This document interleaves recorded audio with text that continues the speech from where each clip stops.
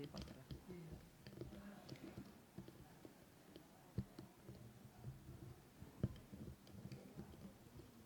Biasanya gimana? Sholat dulu nanti atau lanjut? Lanjut ya. Sholat akhirnya.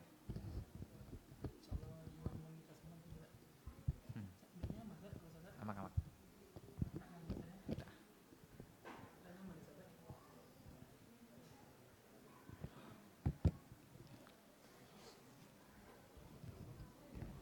Ini barangnya. Khotib ya. Oh.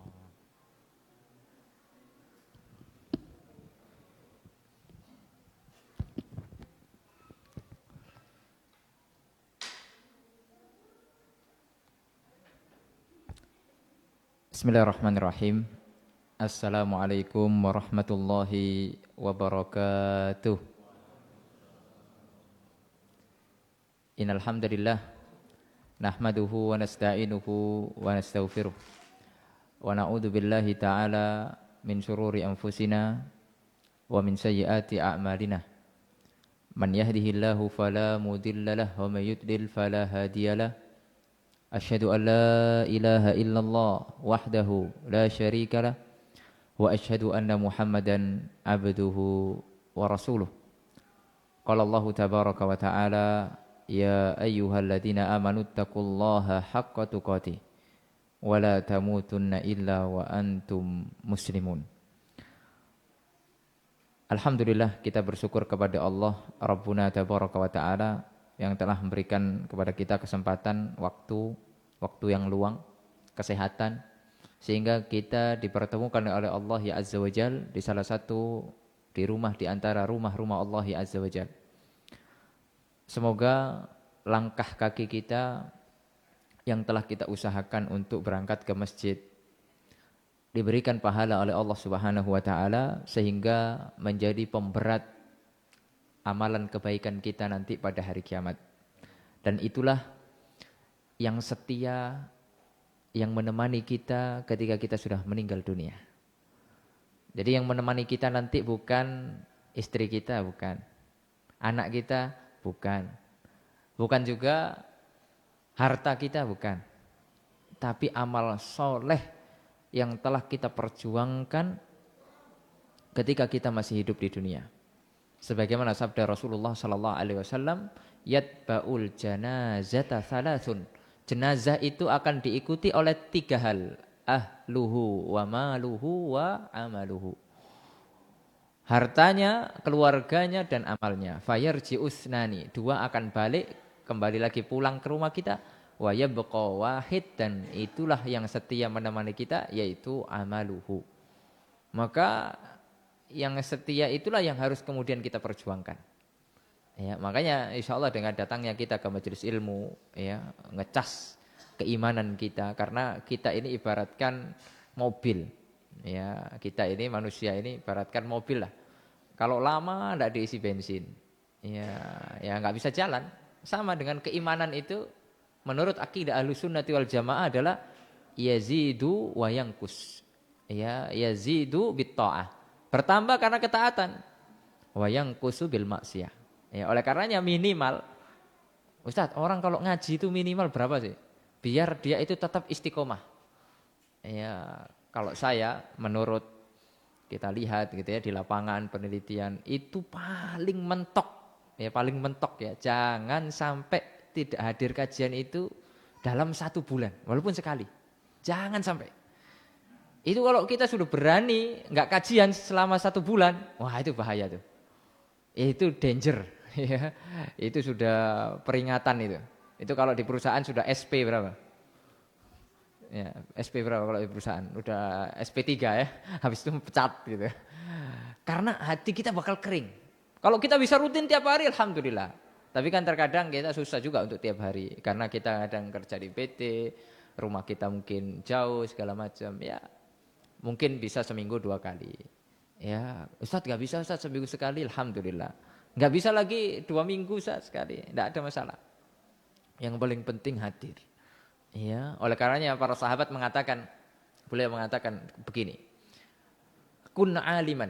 Jadilah kalian itu orang-orang yang alim. Kalau gak bisa, au muta'alliman. yaitu orang-orang yang belajar. Kalau nggak bisa lagi, au mustami'an, cuma dengar. Ya, makanya kadang ada orang yang pergi umroh gitu ya, dia tidak bisa bahasa Arab. Ya, sehingga alhamdulillah sekarang kalau di Masjid Nabawi ada kajian bahasa Indonesia, Ustaz Ariful Bahri. Ya, tapi kalau mungkin dulu belum ada. Nah, terus gimana caranya? Tetap minimal kita dengarkan walaupun tidak paham. Ya. Kalau misalnya nggak dengarkan, ya mentok kata para sahabat gini, au muhibban lahum, atau cinta kepada ilmu, atau cinta kepada ahli ilmu. Wah, luar biasa tuh. Ya, alim pilihan pertama nih. Kalau bisa alim ya alim, cuma susah. Kita jadi orang alim itu kan susah. Ya, orang alim itu minimal baca bukunya itu 15 jam. Nah, kalau kita kan sekarang 15 jam itu bukan baca buku, baca WA. Baca medsos, nah itu 15 jam kalau kita. Ya, baca HP, kuat kita. Tapi kalau membaca buku 10 menit ngantuk. Ya. Kemudian pilihan yang kedua muta'alim, orang yang belajar. Ya, belajar gitu ya. Kalau enggak ya sudahlah. Ya, mustami'an, dengarkan ilmu. Ya, walaupun kadang masuk kanan, keluar kiri. Ya. Enggak apa-apa, yang penting kajian. Udah, penting kajian sampai kita mati. Sampai kita mati. Taib. Insyaallah pada malam hari ini kita akan sedikit bahas satu tema, yaitu spirit hijrah dari kota Nabi Muhammad SAW. Ya, insyaallah ada 3 poin yang akan kita bahas. Ada 3 pembahasan. Yang pertama adalah tentang seputar hijrah, ya, makna hijrah. Kemudian yang kedua tentang perintah hijrah. Kemudian yang terakhir, spirit apa yang bisa kita ambil, ya, dari hijrah Nabi Muhammad SAW dari kota Mekah menuju ke kota Madinah. Insyaallah ada beberapa poin yang akan kita sampaikan. Ya, setelah itu nanti kita tutup kajian kita. Ya. Baik, poin yang pertama tentang makna hijrah. Ya, makna hijrah itu mesti kalau kita bahas tentang masalah makna itu mesti ada 2. Ya, lughatan wa istilahan. Nah, itu sudah mesti itu. Ya, kalau bahasa kerennya itu terminologi dan etimologi. Nah, gitu ya. Kalau bahasa yang agak orang paham ya secara bahasa dan secara istilah. Secara bahasa, hijrah itu maknanya adalah al-intiqalu min baladin ila balad. Al-intiqalu min baladin ila balad. Pindah dari satu tempat ke tempat yang lain, itu hijrah. Secara bahasa. Misalnya antum orang Pekanbaru. Nah, itu pindah ke Kampar misalnya, agak jauh Bangkinang misalnya. Nah, itu sudah namanya hijrah secara apa? Bahasa. Ya, yang penting antum pindah dari suatu negeri, suatu tempat lah, satu kota misalnya ke kota yang lain. Ya, ataupun satu kecamatan ke kecamatan yang lain. Ya, saya sudah hijrah nih misalnya. Awalnya rumahnya di Panam, sekarang hijrah ke sini, di Simpang 3. Nah, itu hijrah secara bahasa. Kemudian secara syar'i, secara istilah, ya. Sama seperti misalnya sholat. Sholat itu kan secara bahasa doa. Ya. Adapun secara syar'i kan, yaitu pembukaannya adalah takbiratul ihram, penutupannya adalah salam. Nah, itu secara syar'i. Nah, secara syar'i adalah, dan ini yang sekarang kita bahas adalah yang secara syar'i, al-intiqalu min baladis syirki ila baladil Islam. Berpindah dari negeri kemusyrikan atau negeri kafir, ya, kepada negeri Islam, menuju negeri Islam. Dan inilah yang dilakukan oleh Rasulullah SAW dan para sahabatnya. Ya, oleh karenanya di pembahasan kita yang berikutnya adalah bentuk hijrah. Ini masih di poin yang pertama. Bentuk hijrah makanya ada 2. Ya, bentuk hijrah itu ada 2. Hijrah secara, ya, yaitu tadi pindah tempat. Ya, itu yang pertama. Bentuk yang pertama yaitu hijrah pindah tempat, gitu ya. Kemudian yang kedua adalah hijrah secara maknawi. Adapun hijrah berdasarkan tempatnya atau ya pindah tempat itu ada 2. Hijrah yang umum dan ini berlaku sampai hari kiamat, yaitu setiap hijrah yang dilakukan dari negeri kafir atau negeri musyrik ke negeri Islam. Ya, ini berlaku sampai hari kiamat. Tidak terputus. Ya, misalnya kita tinggal di satu negeri yang di sana tidak ada agama. Atau di situ penyembah berhala. Ya, misalnya kita di pedalaman gitu ya, di situ memang nggak ada agama Islam. Kita dilahirkan dari suku tertentu lah. Ya, penyembah alam goib, animisme misalnya. Ya, kalau kita kemudian masuk Islam, tidak bisa kita melaksanakan agama Islam di situ, sulit sekali, diintimidasi, mungkin disiksa dan lain sebagainya, mungkin sama warga situ dan lain sebagainya, maka wajib hijrah, pindah, ya, ke tempat yang di situ bisa kita menegakkan agama, ya. Dan itu berlaku sampai hari kiamat. Itu yang namanya bentuk pindah tempat yang umum. Adapun yang kedua adalah yang khusus. Dan inilah yang dilakukan oleh Rasulullah SAW. Yaitu dari kota Mekah menuju Madinah. Karena apa? Dulu Mekah adalah negeri kafir. Ya, Mekah adalah negeri kafir. Antum tahu dulu di Masjidil Haram itu ya berhala semua isinya. Ya, selain ada Ka'bah di situ ada berhala. Ya. Disitulah orang-orang musyrikun, ya, orang-orang kafir Quraisy, ya, menyembah Allah, tapi juga menyembah selain Allah. Ya. Lalu kemudian dan hijrah itu tidak ada lagi sekarang. Oleh karena Rasulullah SAW bersabda, la hijrata ba'dal fathi. Tidak ada hijrah lagi setelah Fathu Mekah. Kenapa? Karena Mekah sudah menjadi negeri Islam sampai sekarang. Makanya enggak benar kalau kita misalnya lagi umroh. Ya, misalnya kita ke Mekah dulu, baru ke Madinah. Antum dari mana? Hijrah. Ya, ketika ditanya, ya, ana lagi hijrah nih dari Mekah ke Madinah. Itu salah. Karena hijrah secara makna itu sudah tidak ada lagi. Ya, tidak ada lagi. La hijrata ba'dal fathi. Itu sudah tertutup. Ya, tidak ada hijrah setelah Fathu Mekah. Ya, karena kalau kita katakan saya hijrah dari Mekah, berarti Mekah masih negeri kafir dong. Nah, ini bahaya. Ya, bahaya. Sedangkan Mekah sudah berubah menjadi negara Islam atau negeri Islam. Ya, disitulah sekarang ditegakkan tauhid. Ya, diberantas segala macam kemusyrikan. Kalau kita tawaf itu di dekat Ka'bah itu mesti ada yang penjaganya, atau lagi di dekat Makom Ibrahim. Nah, itu kan sering itu. Di dekat Makom Ibrahim itu kan orang, ya, kadang kepalanya diusap-usap, ya, kemudian tangannya segala macam. Ya, dikiranya itu ada kekhususan atau kekeramatan tertentu, padahal tidak ada dalam Islam. Ya, makanya kalau kita lagi tawaf, mesti yang paling padat daerah situ. Ya, daerah Makom Ibrahim itu. Ya, orang rebutan untuk mengusap Makom Ibrahim. Ya, tapi di situ ada petugas yang melarang, tidak boleh. Ya, itu takutnya adalah terjerumus kepada kesyirikan. Lalu kemudian, nah itu bentuk yang pertama. Ya, jadi bentuk yang pertama adalah perpindahan tempat itu ada berapa tadi? 2. Ya, antara umum dan khusus. Ya, kalau umum berlaku sampai hari kiamat. Kalau yang khusus sudah nggak ada lagi. Ya, nggak ada lagi. Makanya kalau sekarang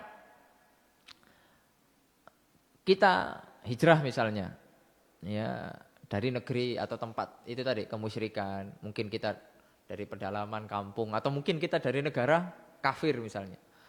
Kemudian kita pindah ke Indonesia. Di sini kan negara muslim lah, muslim terbesar gitu ya.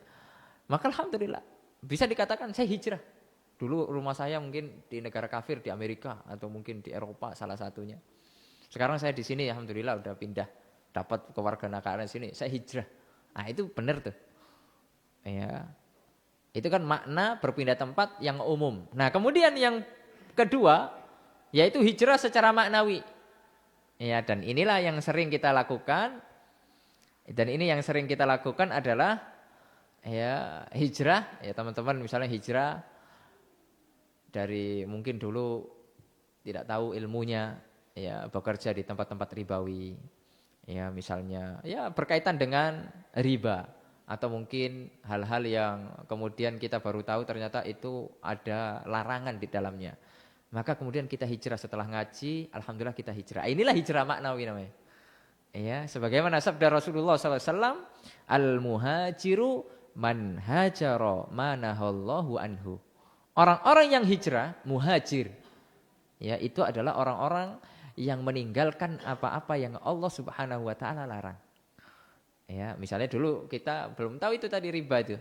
Ya, itu kan dakwah tentang riba itu baru ada kapan sih? Di Indonesia ini. Ya setelah dakwah Ahlus Sunnah ini menyebar. Ya, kira-kira 30 tahun yang lalu atau mungkin 40 tahun, pernah enggak antum dengar riba haram? Pernah enggak? Masih tabu. Jadi masalah riba ini belum sepenuhnya orang terima. Kenapa? Karena mereka merasa baik-baik saja. Ya, mereka kerja kok. Ya, apa sih salahnya di riba itu, apa salahnya gitu? Karena di situ dakwah tentang haramnya riba, kemudian dampak efek besarnya itu orang belum tahu. Ya. Belum merasakan lah. Ternyata setelah mungkin kemudian pulanglah ustaz-ustaz kita dari Arab Saudi, ya. Mulailah itu marak tuh dakwah tentang haramnya riba. Akhirnya apa? Banyak, alhamdulillah ya, dengan izin Allah banyaklah XX dari teman-teman itu yang kerja di bank-bank konvensional memutuskan untuk resign. Ya, akhirnya mereka sekarang bikin komunitasnya, X-Bank gitu ya. Mungkin di Pekanbaru ada, tapi secara nasional itu ada. Ya, Masya Allah. Nah, itu kan salah satu bentuk hijrah. Ya, tapi hijrah maknawi. Misalnya antum dulu mungkin ya kelam lah dunianya. Ya, dunia kelam bukan hanya sebatas riba aja, ya lain-lain lah. Mungkin dulu kita adalah pemusik misalnya. Ya, atau apa yang nyewa ini sound horeg. Sekarang kan lagi viral tentang sound horeg gitu ya. Antum dulu mungkin penyewaan sound horeg gitu. Terus ternyata baru dengar kemarin fatwa MUI haram. Ya, akhirnya antum jual semua sound horegnya. Ya, hijrah. Itu namanya hijrah maknawi. Ya. Siapa yang kemudian menentang tentang sound horeg itu? Siapa kira-kira? Ya, yang penyewaan itu. Ya. Rata-rata orang yang ketika didakwah ini haram, ini tidak boleh, siapa yang pertama kali menentang? Ya, orang-orang yang berkecimpung di situ. Kenapa? Karena di situlah penghasilannya. Lagi-lagi ini kemudian menyerempet tentang masalah harta. Fitnah harta. Orang kalau sudah disentil tentang penghasilannya dan itu misalnya haram segala macam, wah itu mereka akan ngamuk. Ya. Nah, ini di pembahasan kita ini masuk kepada hijrah maknawi. Ya. Ini pembahasan yang pertama, pembahasan poin yang pertama ini tentang makna hijrah. Lalu kemudian poin yang kedua tentang perintah hijrah.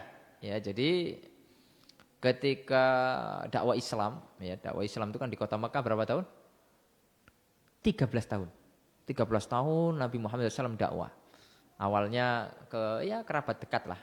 Oleh karenanya turunlah firman Allah, wa anzir ashiratakal aqrabin. Dakwailah orang-orang terdekat.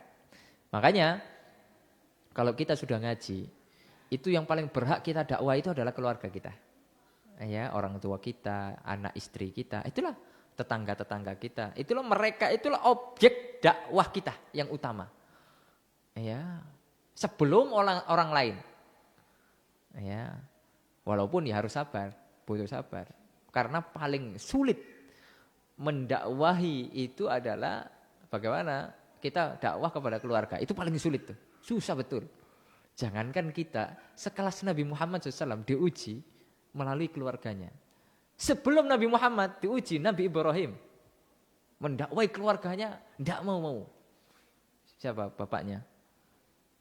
Azar. Dakwai tapi tidak masuk Islam. Bahkan apa? Kalau seandainya engkau tetap paksa aku, ya kata Azar itu, ya aku akan usir kamu. Aku akan lempari kamu dengan batu. Intinya mau disiksa lah. Ya. Sebegitu dahsyatnya tantangan dakwah keluarga ini. Ya, makanya mungkin ya sebagian kita merasa lah. Ya, awal-awal kita ngaji, awal-awal hijrah ya paling menentang adalah keluarga kita. Ya, oleh karenanya ketika kita hijrah, kemudian keluarga kita mendukung, dan keluarga kita mau sama-sama ngaji, itu nikmat luar biasa. Tidak ada nikmat setelah nikmat itu. Ya, setelah mendengar hidayah sunnah, keluarga kita juga mengenal. Itu luar biasa. Itu harganya mahal. Tidak bisa dinilai dengan uang. Nabi Muhammad SAW saja itu sampai terus bagaimana mau mendakwai Abu Thalib. Itu adalah paman kesayangan Nabi Muhammad SAW. Ya, kenapa kok Abu Thalib? Jadi ketika kakeknya Nabi Muhammad SAW meninggal dunia, Abdul Muthalib, itu akhirnya kepengasuhan, Nabi kan anak yatim.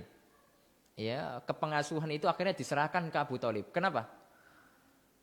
Karena Abu Thalib itu saudara sekandung dengan bapaknya Nabi, Abdullah. Sebapak dan seibu. Berdua itu tok. Ya, saudara sekandung. Adapun yang lain, ya seperti Abu Lahab, kemudian ada pamannya siapa namanya? Al-Abbas. Itu hanya saudara sebapak.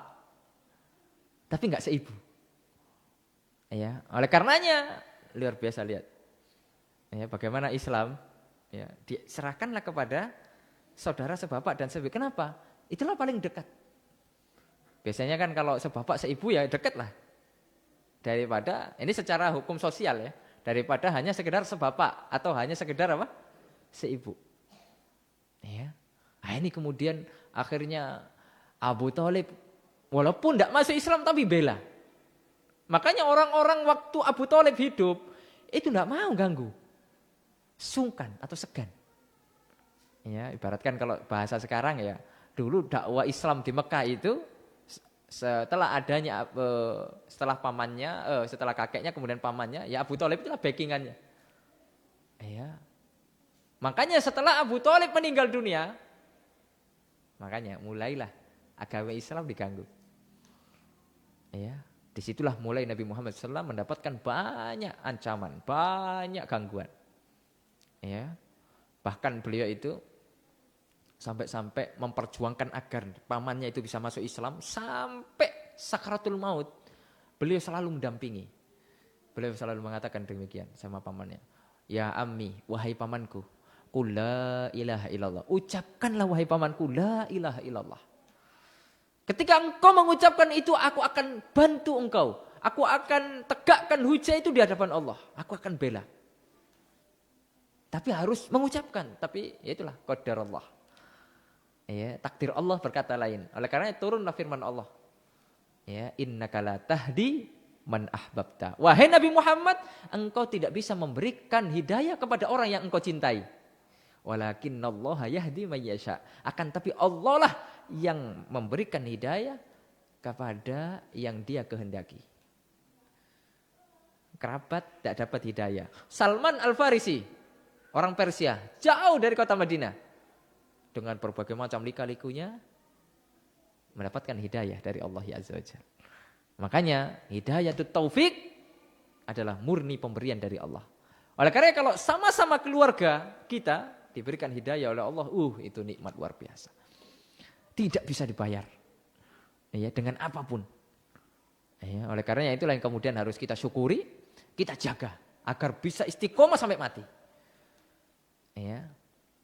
Nah, perintah hijrah ketika sudah mulai Islam diganggu setelah wafatnya Abu Thalib ini, sehingga para sahabat ketika itu disiksalah. Ya, mereka segan untuk nyiksa Nabi Muhammad, ya, belum ada kesempatan lah. Karena para sahabat pasang badan juga lah. Tapi sahabat-sahabat yang lemah, mungkin secara ekonomi lemah, apalagi dia adalah seorang budak, dipersekusi. Seperti Bilal bin Rabah. Bagaimana kemudian Bilal diseret di tengah padang pasir, dilepaskan bajunya. Subhanallah. Ya. Tapi apakah kemudian Bilal bin Rabah radhiyallahu taala anhu kemudian murtad? Tidak. Kenapa? Karena sakit, rasa sakit disiksa untuk mempertahankan agama Islam, untuk mempertahankan hidayah itu ringan. Karena ada masanya. Sampai kapan? Paling sebentar lagi mati. Kalau seandainya dia murtad, kemudian dia tidak disiksa, kemudian dia mendapatkan kenikmatan dunia, kemewahan dunia dari orang-orang kafir. maka nanti ketika mati nanti akan masuk ke dalam neraka Allah ya azza wajalla. Disiksa selama-lamanya. Na'udzubillah min dzalik. Ya. Kemudian keluarga Yasir disiksa dengan begitu luar biasa oleh orang-orang kafir. Oleh karena Nabi Muhammad SAW waktu itu tidak bisa berbuat apa-apa. Waktu itu para sahabat yang baru masuk Islam sedikit.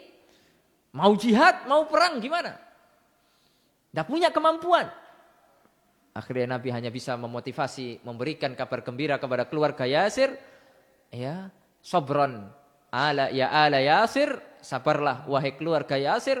Fa inna mau'idakumul jannah. Karena nanti tempatmu kalau engkau sabar terus berada di atas tauhid dan engkau mati di atas tauhid, tempatmu nanti di surga. Ya, oleh karena sabar mereka keluarga Yasir. Sumayyah disiksa, ditusuk, naudzubillah min dzalik sama Abu Jahal. Ya, kemaluannya dengan besi dan kemudian meninggal dunia dalam keadaan Islam. Dan inilah wanita yang pertama kali mati syahid di dalam Islam, Sumayyah. Ya.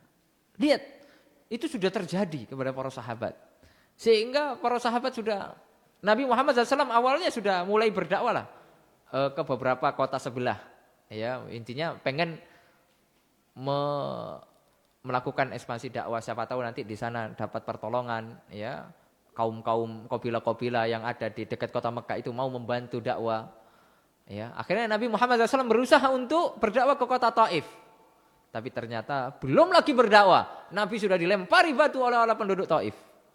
Lalu kemudian malaikat gunung, penjaga gunung mengatakan, ya wahai Nabi Muhammad, jika seandainya engkau perintahkan aku untuk menimpakan gunung ini kepada penduduk Taif, saya lakukan sekarang. Tapi Nabi Muhammad tidak. Jangan. Ya, aku berharap nanti keturunan mereka ada orang-orang yang menyembah Allah Azza wa Jalla. Dan inilah harus ruh dakwah ini harus merasuk pada jiwa kita. Kenapa? Kalau sekarang kita dakwah, kalau nggak kena bapaknya, orang tuanya, anaknya. Kalau nggak kena nanti anaknya, cucunya. Ah itu begitu. Jadi jadi dai, jadi orang-orang yang sudah ngaji itu harus apa? Punya optimisme yang jauh. Iya, nggak apa-apa. Mungkin sekarang orang tuanya nggak ikut ngaji, nggak ada masalah. Tapi nanti anaknya. Karena sekarang kita bikin lembaga pendidikan. Mungkin bapaknya nggak ikut ngaji, nggak apa-apa. Iya. Tapi anaknya mulai disekolahkan di sekolah kita misalnya. Iya. Kalau misalnya ada anaknya, mungkin cucunya. Iya. Jadi begitulah. Bagaimana optimisme Nabi Muhammad SAW. Dan akhirnya terbukti. Akhirnya orang-orang penduduk Taif setelah didoakan oleh Nabi Muhammad SAW, bapaknya mungkin tidak mau menerima dakwah, tapi anak keturunannya luar biasa. Membela dakwah itu tauhid.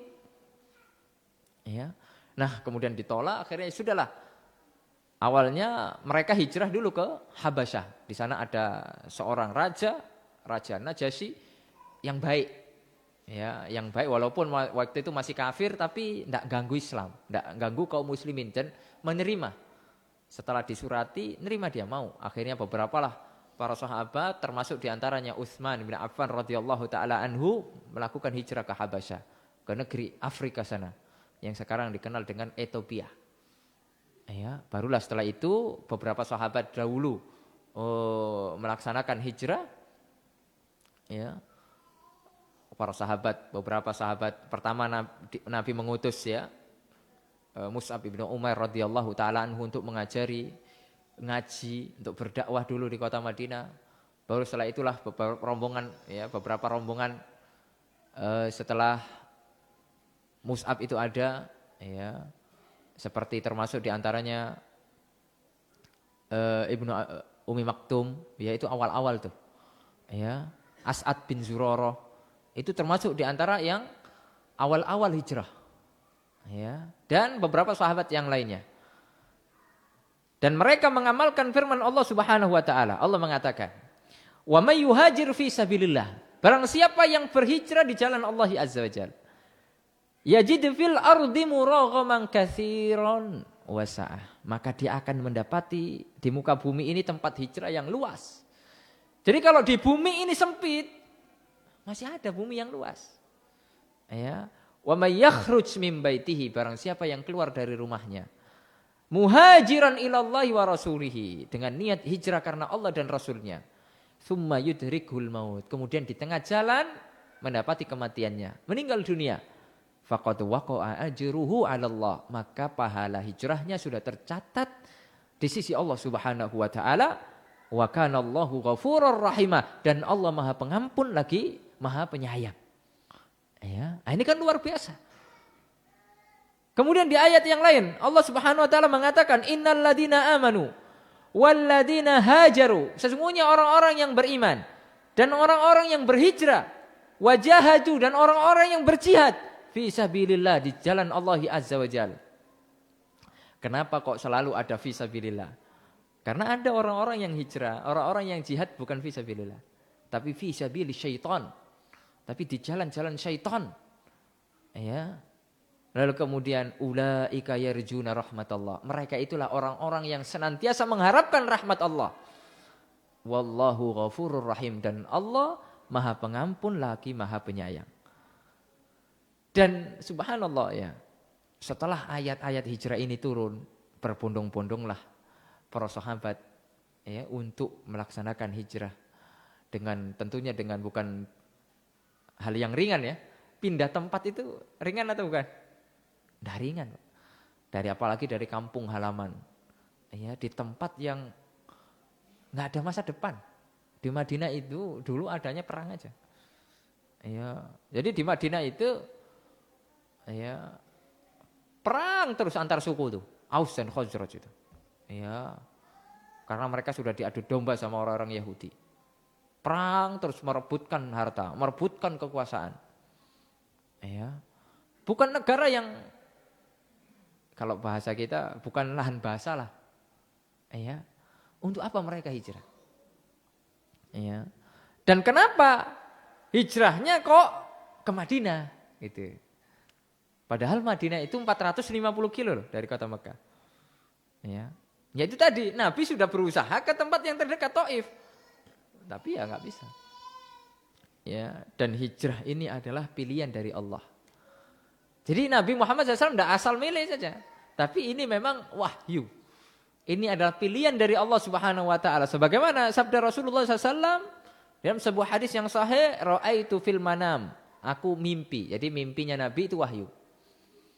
Ya, jadi jangan kemudian sekarang ya kita mimpi itu jadi wahyu kita. Jangan. Ya, ini berlaku untuk Nabi saja.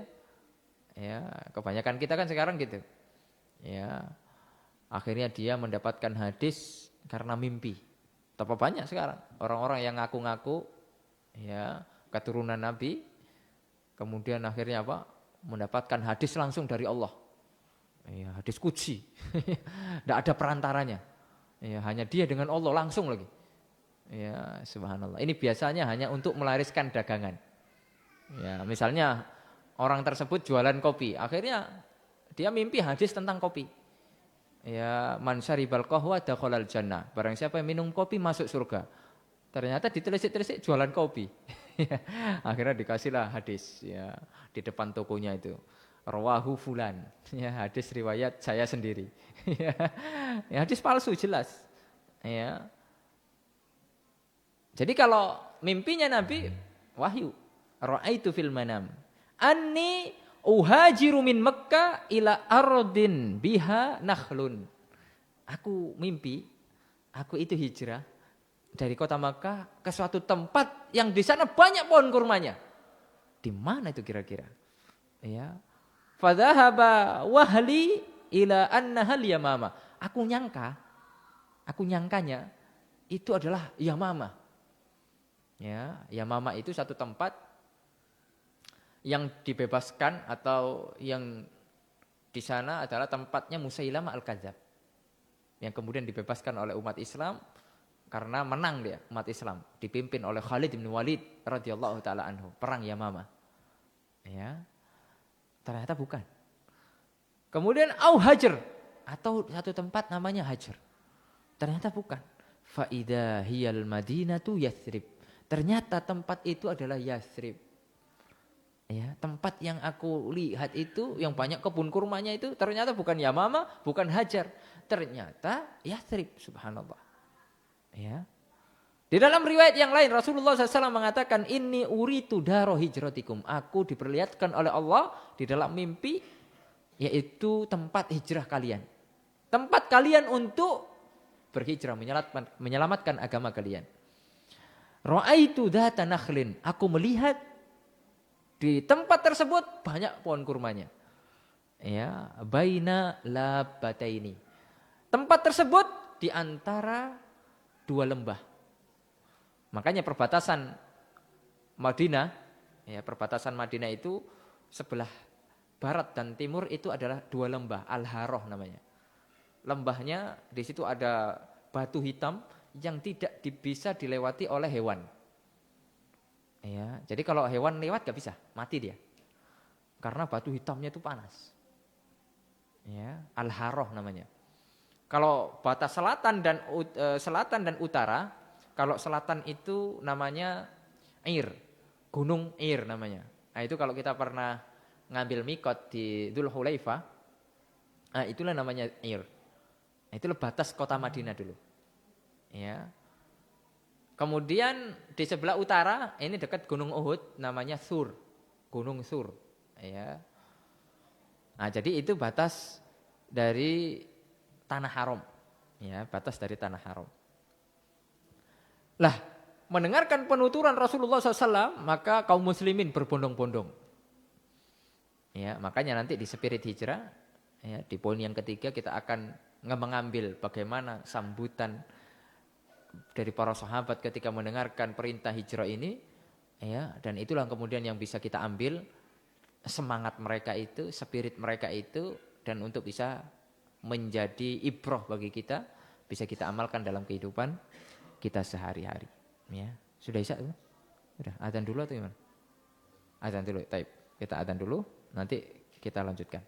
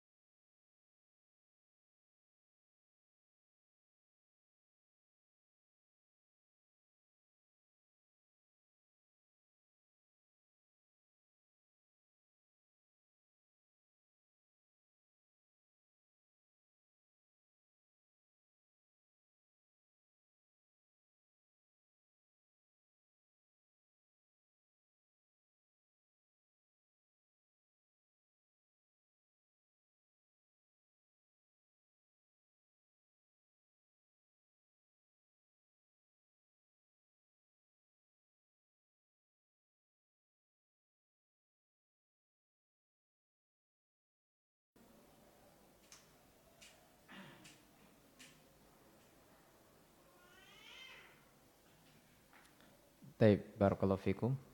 Kita lanjutkan ya. Insyaallah kita masuk kepada poin yang ketiga dan ini adalah inti dari kajian kita. Ya, inti kajian kita bagaimana apa sih yang bisa kita ambil gitu dari spirit hijrah para sahabat, dari spirit hijrah Nabi Muhammad SAW dan para sahabatnya.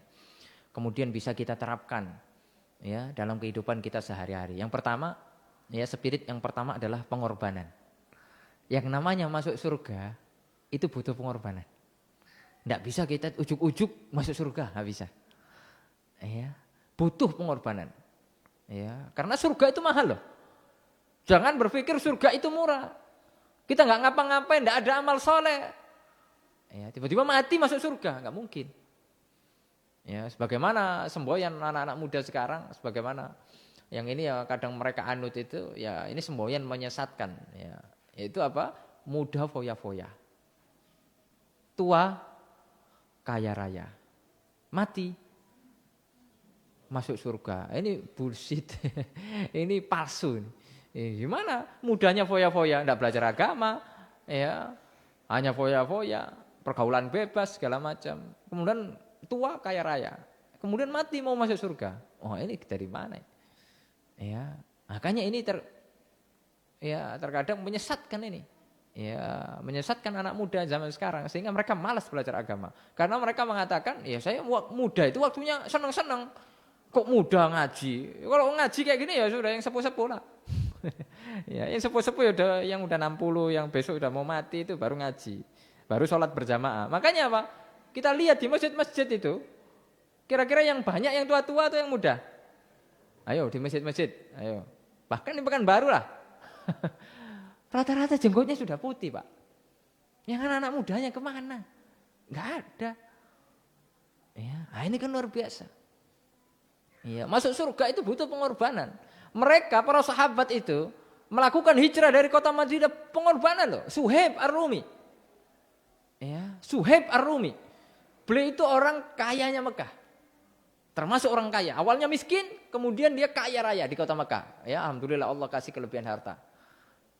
Ada ayat hijrah dia dengan membawa hartanya. Apa yang bisa dibawa? Tapi dicegat oleh orang kafir Quraisy. Suhaib, kamu kaya di kota Mekah.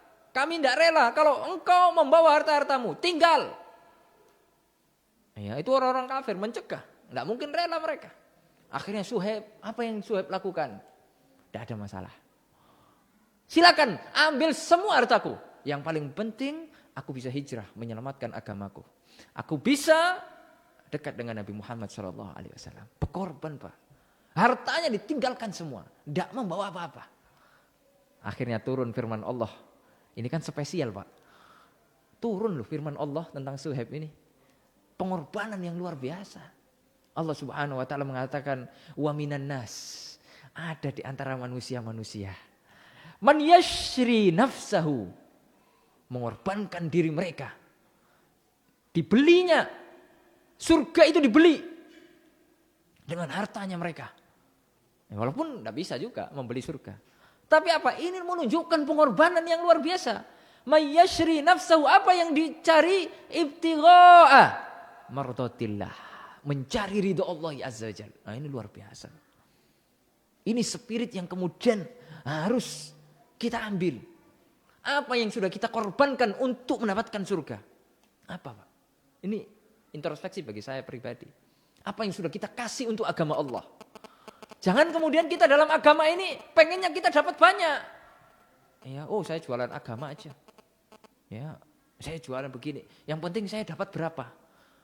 Kok urusan agama kok yang penting saya dapat berapa. Ini gimana? Ini urusannya surga loh. Kok kemudian kita memikirkan saya dapat berapa. Subhanallah. Oke lah kalau bisnis. Ya itu memang untung-untungan bisnis. Tapi ini kita urusan surga ini. Pertanyaannya adalah dibalik. Sudah memberi apa kita untuk agama Allah? Apa yang kemudian bisa kita lakukan untuk bisa masuk surga? Lihat para sahabat. Jangankan hartanya, Pak. Nyawanya mereka rela. Ini keimanan mereka sudah tinggi. Jangankan hanya cuma sekadar harta. Harta bisa dicari lagi. Buktinya Abdurrahman bin Auf. Kaya raya di kota Mekah. Sepeser pun dia tidak bawa apa-apa. Hijrah ke kota Madinah. Hanya membawa baju yang menempel. Apa buktinya? Man taraka syai'an lillah. Barang siapa yang meninggalkan sesuatu karena Allah, awwadallahu khairan minhu. Allah ganti dengan yang lebih baik. Akhirnya apa? Abdurrahman bin Auf menjadi orang yang termasuk orang yang paling kaya raya di kota Madinah setelah itu. Ya. Kalau taksiran kekayaannya ya triliunan, Pak, bukan miliaran ya. Saya pernah melihat di museum itu denah rumah-rumah penduduk Madinah, rumah-rumah para sahabat. Ya, dan ini dibuat sesuai dengan sejarah. Ya. Jadi rumah yang paling besar di kota Madinah itu gedongan lah. Kalau zaman sekarang itu rumah memang betul-betul rumahnya orang kaya gitu. Itu ada 2. Yang betul-betul besar gitu. Yaitu rumahnya Utsman bin Affan dan rumahnya Abdurrahman bin Auf. Ya. Padahal ketika hijrah nggak bawa apa-apa. Tapi apakah kemudian Abdurrahman bin Auf memperkaya dirinya sendiri? Enggak. Ya, berarti kan menunjukkan boleh. Kita kaya itu boleh. Kemudian kita bangun rumah, kita ini dan itu, punya kendaraan ini dan ini, tidak ada masalah. Tapi itu bukan tujuan utama kita hidup. Itu hanya sekedar wasilah saja. Ya, tujuan utamanya adalah surga Allah ya Azza wa Jalla. Buktinya Abdurrahman bin Auf tidaklah setiap ada proyek-proyek surga, Utsman bin Affan termasuk juga, kecuali apa? Rebutan dia untuk berkorban di jalan Allah ya Azza wa Jalla. Ya. Bahkan ada sebagian sahabat yang tidak punya apa-apa. Apa yang bisa dikorbankan? Nyawanya. Makanya sekarang kita bisa. Semua bisa andil untuk agama Allah. Ustadz ya andil menyampaikan ilmunya. Donatur orang-orang yang kaya andil dengan hartanya. Ada pembangunan masjid. Ayo kita selesaikan bareng-bareng. Ya, kita hanya apa? Memotivasi. Ngajak manusia.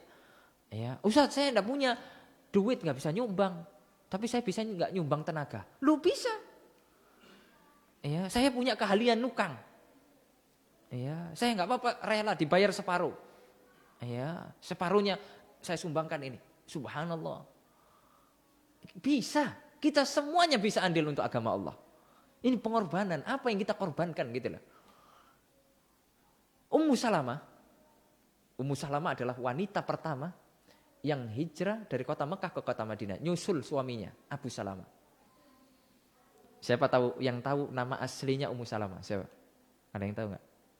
Dapat hadiah lah. Nah, tahu hadiahnya apa ya? Uang, hadiah uang, 10 real. Ayo. Ini pancingan biar antum bisa ke Mekah. Nanti taruh dompet, ya Allah kaya ya Allah, dapat rezeki. Besok daftar umroh. Ya. Ayo, ada yang tahu nggak? Ya. Ini takmir masjid. Hah? Takmir masjid antum. Ustadz. Hah? Ya wis enggak apa-apa wis. Hindun siapa? Hindun banyak tetangga saya Hindun. Ada juga Hindun. Akan yang membedakan siapa? Hindun siapa? Ayo. Itulah ya nggak bisa 10 real, 1 real. Jangan Ustaz. Ayo yang lain. Sudah dikasih tuh Hindun, betul tuh. Tapi Hindun siapa? Karena banyak di Pekanbaru ada berapa namanya Hindun? Ayo. Coba antum cari di pencarian di apa? Di kartu penduduk itu ya, di sipil itu. Catatan sipil, banyak nama Hindun. Tapi Hindun siapa? Hah? Hindun bin Hatim. Kurang tepat. Kurang dikit lah. Ya. Hindun siapa? Ada?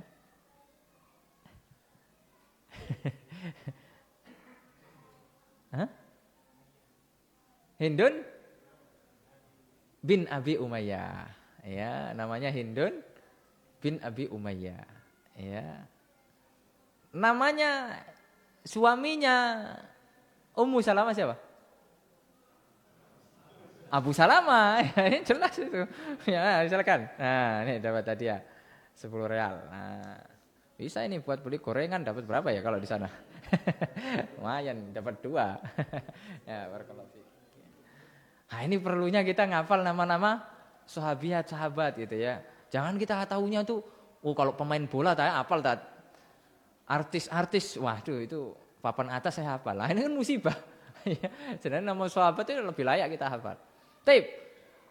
Ummu Salamah, ya, ini tidak bisa hijrah ketika itu dengan Abu Salamah, sehingga dia menyusul. Ya, Abu Salamah duluan hijrah. Tidak bisa dia berdua, tidak bisa. Dengan seorang diri dan menggendong anaknya, bayangkan tuh. Berjalan 450 kilo. Kalau sekarang kita bisa naik kereta cepat, Pak. 2 jam sampai. Bisa naik bus 5 jam ke Mekah, dari Mekah Madinah. Bisa naik travel, bisa naik kita taksi segala macam. Dulu jalan kaki. Tidak ada rest area, Pak, tidak ada. Kalau sekarang kita Masya Allah, sejauh apapun kita perjalanan, bisa kita berteduh. Mampir Ampera. Ya, dulu tidak ada Ampera, Pak. Gimana mereka berteduh? Luar biasa. Pengorbanan atau tidak? Apa yang mereka inginkan? Wajah Allah ya Azza wa Jalla.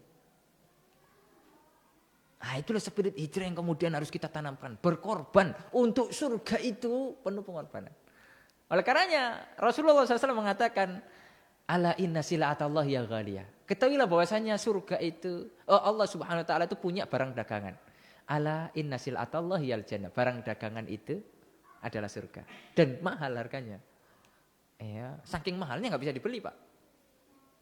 Ya. Itulah kemudian yang dilakukan oleh para sahabat. Ya. Lalu kemudian suaminya meninggal dunia, mati syahid. Akhirnya Ummu Salamah dinikahi oleh Rasulullah SAW. Ya, dan itu menjadi ummahatul mukminin, menjadi ibu-ibu orang-orang yang beriman. Luar biasa. Ya. Nah, itu spirit yang pertama. Kemudian spirit yang kedua. Ya, spirit yang kedua di hijrah tersebut itu yang Nabi Muhammad SAW bawa itu adalah spirit perdamaian, Pak. Ya, makanya kita orang-orang yang hijrah itu udah nggak usah suka ribut. Ya, terkadang kita ini semangat hijrah tapi juga semangat ributnya. Ya, nggak boleh. Sudah, kita fokus saja hijrah. Jangan fokus yang ribut-ribut. Ya, sekarang ini kan banyak fenomena ini. Ya, apalagi di media sosial kita belum ilmu kita belum sampai lah istilahnya. Kemudian kita sudah belajar ilmu jarh wa ta'dil. Ya, kemudian kita tahdir fulan, tahdir alan. Jangan sudah. Ya, memecah belah barisan kaum muslimin. Enggak boleh. Ya, tahdir, kemudian hal-hal yang semacam itu sudah ada ahlinya. Kita penuntut ilmu bukan di situ bidang kita.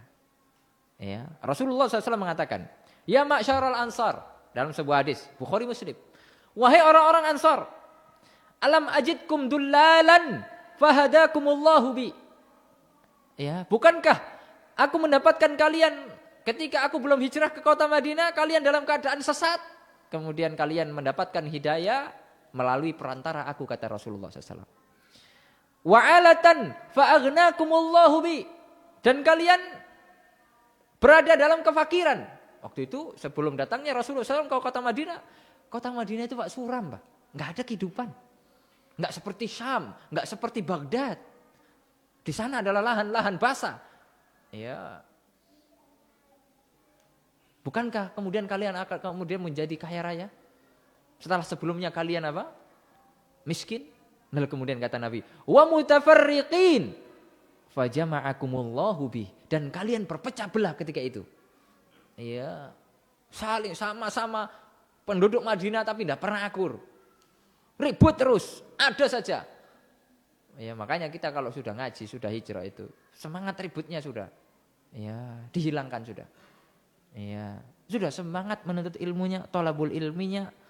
Ah, itu yang kemudian dikuatkan. Berbagai macam cara syaitan menggoda manusia. Sudah banyak yang ngaji, karena keributan-keributan ini akhirnya terpecah belah. Bahkan ada di satu tempat ya, alhamdulillah kalau Pekanbaru ini kan Masya Allah.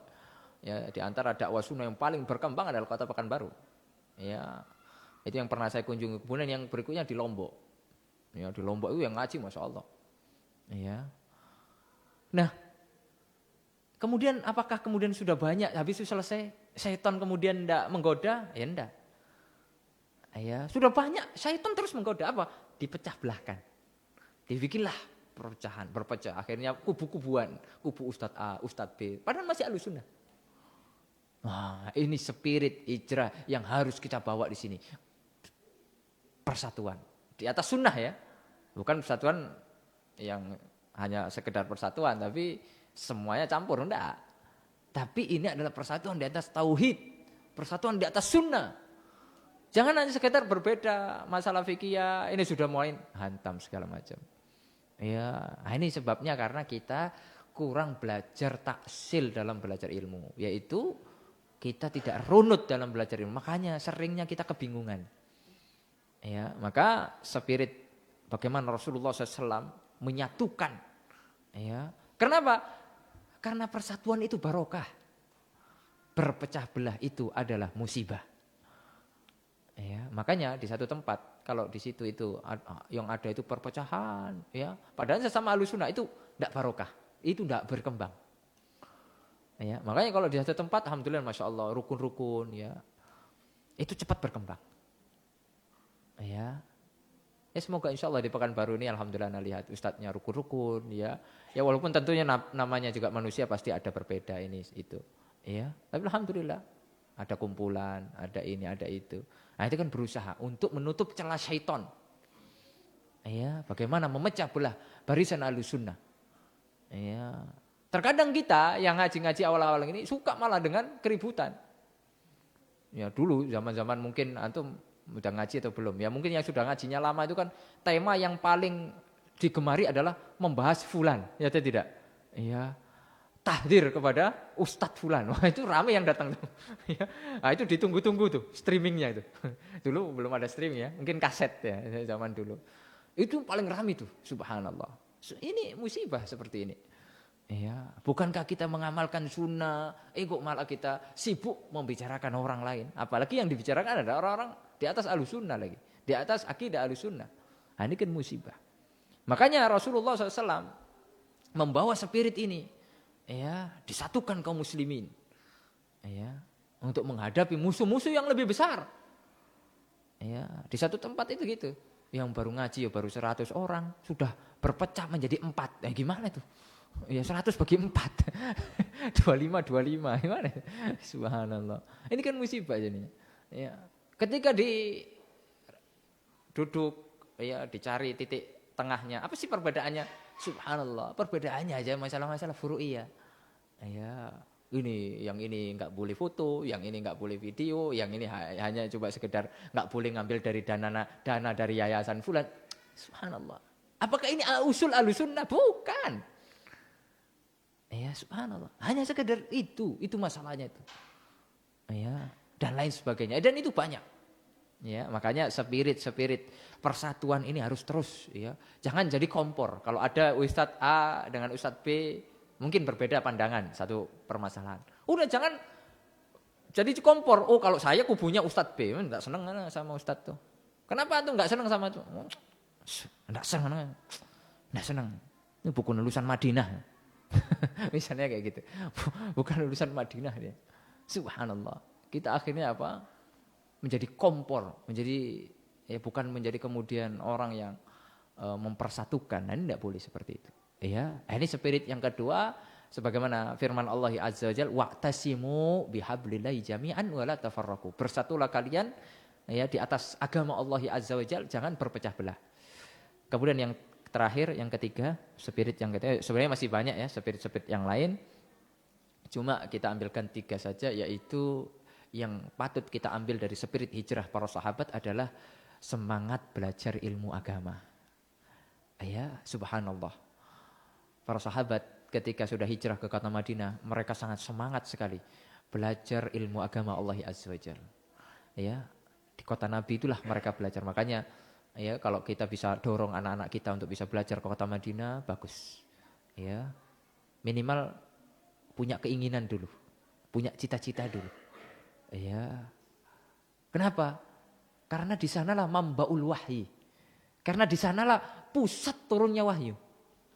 Rasulullah SAW mengatakan, innal imana la ya'rizu ilal madinah kama ta'rizul hayyatu ila juhriha. Sesungguhnya iman akan kembali ke kota Madinah sebagaimana ular kembali kepada sarangnya. Subhanallah. Ya, iman kembali ke kota Madinah. Dan disitulah para sahabat belajar bagaimana Abu Hurairah radhiyallahu taala anhu, beliau menahan lapar sampai suatu ketika beliau menceritakan dibawakan oleh Imam Bukhari dalam sahihnya. Abu Hurairah pernah menempelkan perutnya ke lantai. Saking laparnya dia. Dan sering mengganjal perutnya dengan batu. Enggak ada makanan. Tapi dia tetap belajar. Ya, sampai suatu ketika dia betul-betul lapar sekali, mau minta malu. Akhirnya dia duduk di depan Masjid Nabawi. Ya, pokoknya setiap ada sahabat yang lewat dia pura-pura ada enggak ayat yang harus dibacakan gitu. Ya, tapi niatnya sebenarnya biar diajak makan ke rumahnya. Keluarlah yang pertama Abu Bakar. Ya, Abu Bakar, adakah makan? Enggak langsung, adakah makanan? Enggak juga, tapi dalam hatinya itu saya lapar gitu loh. Tapi Abu Hurairah enggak sampai hati ngomong seperti itu. Ya, hanya mengatakan, adakah ayat yang harus dibacakan? Abu Bakar enggak ada, lewat aja. Ya, enggak peka. Keluar lagi yang kedua, Umar bin Khattab. Gitu juga, adakah ayat yang dibacakan? Enggak ada. Akhirnya lewat gitu aja, enggak peka juga. Akhirnya keluar yang ketiga Rasulullah SAW. Ya, Abul Qasim ketika mendapati Abu Hurairah dalam kondisi seperti itu, Rasulullah senyum. Ya, kamu pasti lapar kan? Ya, itu Nabi peka, itu luar biasa. Ya, karena orang lapar itu kelihatan, Pak. Ya atau tidak? Dari mukanya itu, muka-muka lapar gitu. Nabi, masya Allah. Akhirnya ya udah, akhirnya diajaklah ke rumah Nabi Muhammad SAW. Abu Hurairah di sana hanya sekedar ada 1 teko susu. Itu pun dari orang. Ya, ada orang yang ngasih di situ. Abu Hurairah itu, waduh, sudah senang banget Pak. Diajak ke rumah Nabi ada susu lagi. Tapi apa yang dilakukan oleh Nabi? Abu Hurairah panggil semua ahlu sufa. Jangan kamu aja, ahlu sufa yang tinggal di Masjid Nabawi itu panggil semua minum susu bareng. Abu Hurairah, waduh nanti habis. Sedangkan kita yang lapar ini masih manggil ahlu sufa lagi. Ya, itu dalam hati Abu Hurairah nggak berani. Ya, nggak berani bilang sama Nabi, nah saya dulu ini. Ya, panggil dulu. Ahlu sufa, akhirnya Abu Hurairah nurut lah, nggak mungkin bantah Nabi. Akhirnya dipanggil semua ahlu sufa, minumlah mereka dulu lagi. Ya, dituangkan gelas, klek-klek minum selesai semuanya. Barulah kemudian Nabi Muhammad mengatakan, Abu Hurairah, sisa kita berdua. Nah itu yang kita tunggu-tunggu dari tadi. Ya, saya nunggu itu ya Nabi. Wahai Nabi, saya nunggu itu katanya. Waduh, akhirnya udah, sekarang kamu minum. Minumlah, klek-klek, akhirnya Masya Allah. Minum lagi, sampai ketiga kali, minum, kata Rasulullah SAW. Akhirnya apa? Abu Hurairah mengatakan, udah gak ada tempat lagi, full, sudah full tank. Ya, gak ada tempat lagi. Ya, subhanallah. Akhirnya baru Rasulullah SAW minum. Perjuangan Abu Hurairah. Lihat, beliau itu masuk Islamnya akhir, tapi fokus belajar di Masjid Nabawi, kurang lebih 3-4 tahun. Beliau menjadi satu-satunya sahabat yang paling banyak meriwayatkan hadis. Semangat menuntut ilmu agama. Ya. Jadi bukan yang paling lama ngaji, tapi yang giat menuntut ilmu agama. Begitu. Jangan berbangga-bangga. Antum ngaji berapa tahun? Kalau anak sih ya wis sebelum antum lahiran udah ngaji. Tapi gitu-gitu aja gitu. Enggak ada perkembangannya. Ini kan musibah. Ya, bukan itu yang kemudian kita banggakan. Ya, sudah ilmu apa yang sudah kita pelajari gitu loh. Ya, Abu Hurairah hanya 4 tahun loh menjadi periwayat hadis terbanyak, 5.700 sekian hadis, subhanallah. Ya, luar biasa. Tapi perjuangannya kan bisa sampai derajat itu, apakah santai-santai? Enggak, lapar loh. Nahan lapar, dan itu bukan sekali 2 kali Pak. Sering. Ya, sering. Belum lagi Al-Imam Al-Bukhari rahimahullahu ta'ala membuat bab di sahihnya. Makanya Sahih Bukhari ini kitab yang barokah Pak. Ya, inilah kalau kita ngaji Al-Quran dan Sunnah, ini Sahih Bukhari ini. Ya, tapi bagi yang paham. Ya. Al-Imam Bukhari membuat satu bab yang luar biasa. At-tanawub fil ilmi. Bab gantian dalam menuntut ilmu. Dia membawakan hadis Umar bin Khattab radhiyallahu taala anhu gantian dengan tetangganya. Kenapa? Karena tidak bisa datang tiap hari ke Masjid Nabawi. Karena kerja. Ya. Dulu nggak ada streaming, Pak. Nggak ada rekam-rekaman. Ya. Akhirnya apa? At-tanawub, gantian. Sekarang kamu ngaji, saya kerja. Besok kamu kerja, saya ngaji. Jadi setiap apa yang kamu dapatkan dari Nabi Muhammad SAW, sharing langsung. Hari itu juga sharing. Biar apa? Nggak ketinggalan ilmu. Udah sesemangat itu nggak kita dalam ilmu. Kalau kita mah nggak ngaji, biasa santai. Ilmu itu paling sudah sudah dibahas. Tinggal nanti nonton streamingnya lah, gampang. Ya, padahal kita ada waktu nanti nonton streamingnya. Akhirnya apa? Baru nonton Innalhamdulillah. Oh ada channel bola, wah bola dulu lah. Ini Innalhamdulillah udah hafal ini. Subhanallah. Kan gitu. Semangat kita dalam belajar ilmu agama, ya masih belum lah. Ya, seperti bagaimana semangatnya para sahabat dalam menuntut ilmu agama. Makanya mereka menjadi apa? Kuntum khaira ummatin ukhrijat linnas. Kalian sebaik-baik umat yang dikeluarkan oleh Allah Azza wa Jalla di muka bumi. Mereka semangat selain dengan jihad fisabilillah dengan ilmu. Ya, oleh karenanya 3 spirit ini semoga bisa menjadi pelajaran berharga bagi kita sehingga kita bisa meneladani ya bagaimana hijrahnya mereka Rasulullah SAW dan para sahabatnya untuk bagaimana mendapatkan keridhaan Allah Azza wa Jalla ya untuk kemudian mendapatkan surga Allah Azza wa Jalla ya. Oleh karenanya ya sebelum kita tutup kita simpulkan dulu ya, kita bahas berapa poin? 3 poin. Ya, kita bahas 3 poin. Poin yang pertama apa yang kita bahas? Makna hijrah. Ya, kita sudah bahas makna hijrah itu ada 2. Istilahan, lughatan wa istilahan. Secara bahasa dan secara istilah. Kemudian yang kedua kita bahas tentang bentuk hijrah. Bentuk hijrah juga ada 2. Yaitu berpindah tempat, kemudian hijrah secara maknawi. Hijrah berpindah tempat juga terbagi menjadi 2. Ada yang umum, ada yang khusus. Kalau umum berlaku sampai hari kiamat. Adapun yang khusus dari hijrahnya Nabi dari kota Mekah, kota Madinah sudah tutup, tidak ada lagi. Ya, la hijrata ba'dal fathi. Lalu kemudian pembahasan yang kedua adalah bagaimana perintah Allah Azza wa Jalla ya untuk kita melakukan hijrah ya dari negeri kafir menuju negeri Islam dan itu luar biasa menginspirasi para sahabat dan hijrahnya ke kota Madinah dan itu bukan pilihan Nabi tapi pilihan Allah Azza wa Jalla. Itu adalah wahyu dari Allah Azza wa Jalla untuk melaksanakan hijrah dari kota Mekah ya, kemudian menuju ke kota Madinah. Lalu kemudian yang terakhir pembahasan kita yang terakhir yaitu spirit hijrah ya dari kota Nabi. Ada berapa tadi kita sebutkan? Ada 3. Ya, yang pertama apa? Pengorbanan. Ya, pengorbanan. Kira-kira masuk surga itu santai-santai atau harus berkorban? Berkorban. Ya, surga itu mahal ya, nggak bisa dengan kita itu santai-santai. Ya, masa sehari-harinya sholat jamaah yang nggak pernah, ya baca Quran yang nggak pernah, pengen mati masuk surga. Gimana dari mana? Ya, harus berjuang, ngaji juga nggak pernah. Ayo, ya sekarang kita harus berkorban. Apa yang bisa kita korbankan?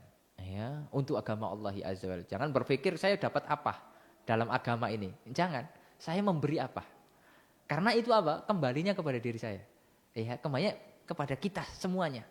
Ya, karena Allah tidak butuh dengan kita. Ingat, Allah mengatakan dalam Al-Qur'an, "Wa in tatawallau yastabdil qauman ghairakum tsumma la yakunu amsalakum." Kalau kalian enggak mau ngaji, enggak mau ikut andil dalam agama Allah, ya, enggak mau ikut andil lah dalam menyebarkan proyek-proyek agama ini. Enggak apa-apa. Allah enggak butuh. Allah akan datangkan orang lain yang mau andil untuk agama Allah. Kemudian Allah tidak butuh sama antum. Antum lempar. Makanya ayo kita ambil peran kita masing-masing. Ya, apapun peran kita, sekecil apapun peran kita, ayo yang paling penting peran untuk menegakkan agama Allah Azza wa Jalla. Lalu kemudian spirit yang kedua apa? Perdamaian, persatuan. Ya, ini harus kita betul-betul karena apa? Persatuan adalah ciri-ciri Ahlus Sunnah dan perpecahan adalah ciri-ciri ahli bid'ah. Ingat tuh. Ya, tapi persatuan di atas sunnah, persatuan di atas tauhid, bukan persatuan semuanya. Ya, yang penting bersatu bukan itu prinsip kita dah. Kita persatuan di atas sunnah, persatuan di atas tauhid. Ya. Jangan suka ribut, ya, apalagi masalah-masalah yang bisa ditolerir gitu ya.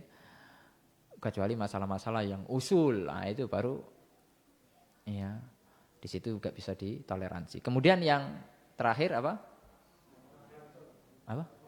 Menuntut ilmu agama. Ya, menuntut ilmu agama. Ya, ini semangat menuntut ilmu agama. Ya. Jadilah kita penuntut ilmu sampai mati. Jangan sampai berhenti menuntut ilmu, tapi menuntut ilmu lah sampai mati. Karena kata Al-Imam Ibnu Rajab, kalau kita pengen masuk surga jalur cepat, ya, yaitu wasilahnya adalah menuntut ilmu. Jadilah penuntut ilmu sampai mati. Ngaji terus sampai mati. Ya, beliau mengatakan dengan membawakan hadis Nabi Muhammad SAW, ya, man salaka tariqan yaltamisu fi ilman sahhalallahu lahu bihi tariqan ilal jannah. Barang siapa yang keluar untuk menuntut ilmu, maka Allah akan mudahkan jalannya menuju surga Allah Subhanahu wa taala. Semoga yang sedikit ini bisa bermanfaat, ya, tentunya menambah keimanan kita, semakin membuat hati kita ini semangat ngaji, semangat belajar agama, semangat untuk ikut andil untuk menyebarkan agama Allah Subhanahu wa taala dengan kemampuan yang kita miliki. Kurang lebihnya mohon maaf. Jazakumullah khair kepada DKM Masjid Taqwa di Pekanbaru. Semoga masjidnya tambah makmur.